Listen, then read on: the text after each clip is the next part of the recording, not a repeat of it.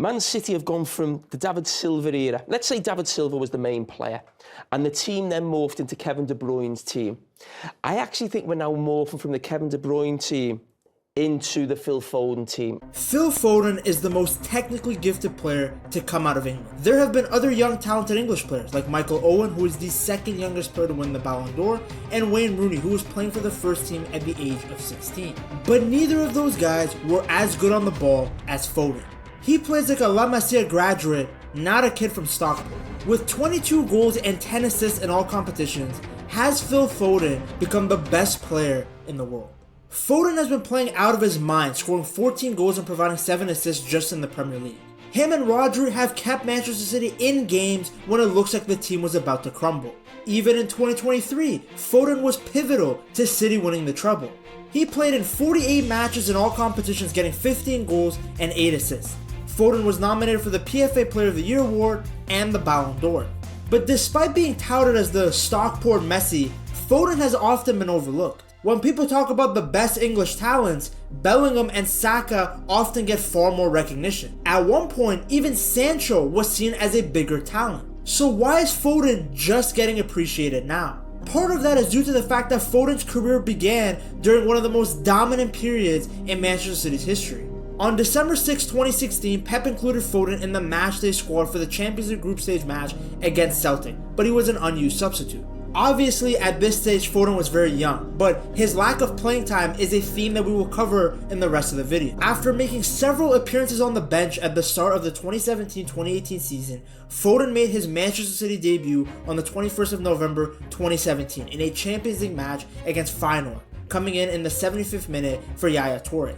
He became the 4th youngest Englishman to make an appearance in the Champions League. Just a few weeks later, he became, at the time, the youngest Englishman to start in a Champions League match. You know how good you have to be getting playing time in that stacked Manchester City squad as a teenager? Lots of people are talking about Kobbie Mainoo and how he's starting games at the age of 18, but starting for Manchester United and getting playing time for Pep's Manchester City squad are two drastically different things. Foden had to compete with the likes of Kevin De Bruyne, Gundogan, and David Silva just to get some playing time. Foden will go on to make his Premier League debut as a substitute, coming in for Gundogan in a 4-1 win against Tottenham. After featuring as a late substitute in the 2018 EFL Cup final, Foden broke the record to become the youngest English player to start in a knockout match in the Champions League. He was only 17 years and 283 days old when he went up against Basel. On the 13th of May, he became the youngest ever player to receive a Premier League winner's medal. At this stage, every week he seemed to be breaking records even though he had played about 8 games. He was young enough where people were impressed by his unlimited potential, but not old enough yet to be criticized for his lack of playing time. In the 2018-2019 season, however, that started to change. Foden was in City's starting lineup for the 2018 Community Shield. He played 75 minutes and assisted Aguero's first goal of the game in a 2-0 victory over Chelsea. The next month, he provided an assist to Mahrez and scored his first senior goal in injury time to secure City a 3-0 away win against Oxford United. This City team was stacked with Kevin De Bruyne, Bernardo Silva, and Riyad Mahrez, all technically gifted magicians whose skill set overlapped with Foden's. They also had a better understanding of Pep's system. But while Foden's opportunities were limited in the league, he really shined in cup competitions. He scored his first home goal for City during their 7-0 win against Rotherham United in the FA Cup. Then just 3 days later, Foden was again on the scoresheet as City beat Burton Albion 9-0. He then became City's youngest ever goal scorer in the Champions League after scoring against Schalke in the second leg. The goals were impressive, but it was his movement and creativity that really shined. Even Pep stated that Foden would be an important member of the Manchester City squad in the next upcoming decade. Despite what Foden was achieving, this is where we began to see whispers of people wanting him to move.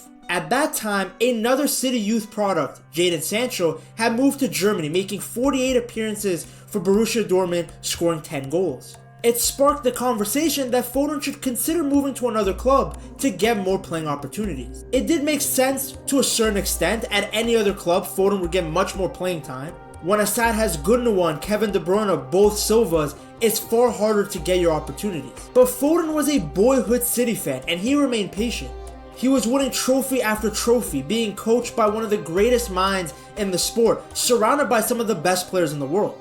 He knew his time would come. In the 2019-2020 season, Foden's appearances and minutes began to go up. He scored his penalty in the shootout as Manchester City defeated Liverpool in the Community Shield. Foden created the most big chances in the Champions League group stages that season, only behind Lionel Messi. He played 38 games, getting 8 goals and 9 assists in all competitions. This season was also David Silva's last season of the club, a player who Foden considered his idol. Silva was a phenomenal player, but Guardiola had faith that Foden could help fill that void. Both quick, short, left foot dominant players who had the ability to create moments of magic. But Pep made it clear that Foden still had things to improve, and sometimes you have to be patient.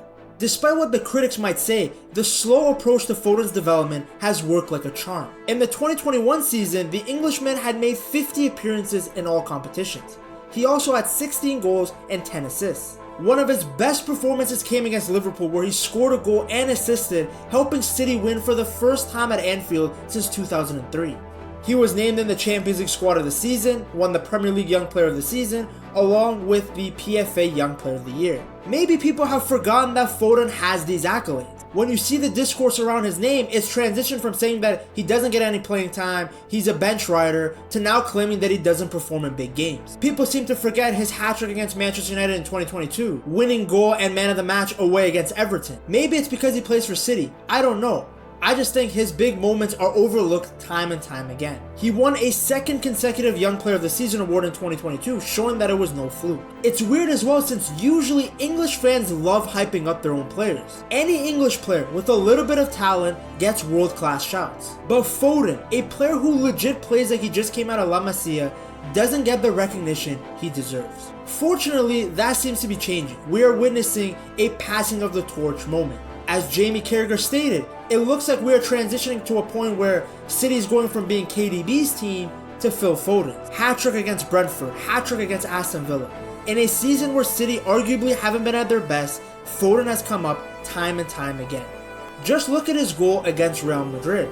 Down 2-1, away from home at the Bernabeu, against the kings of the Champions League, and you pull out a goal of this quality? He is having his best statistical season with 22 goals and 10 assists in all competition. Keep in mind, he's arguably not even playing in his best position. While Foden can clearly play on the wing with no issues, his skill set is meant for a player to play in that attacking midfield role, that number 10 or advanced 8. His ball control, ability to get out of tight spaces, his creativity, his passing, it's perfect for a player to be in the central midfield. Maybe Pep still doesn't feel like Foden is ready for that responsibility. He is still only 23 years old, but Foden has put together too many top level performances to be ignored. We're witnessing a player on the trajectory to become one of the world's best. If he can keep up this form, he's easily in the Ballon d'Or conversation. Foden isn't the only English player that's tearing it up. To see how Bellingham is already in the conversation as being the world's best, check out this video right here.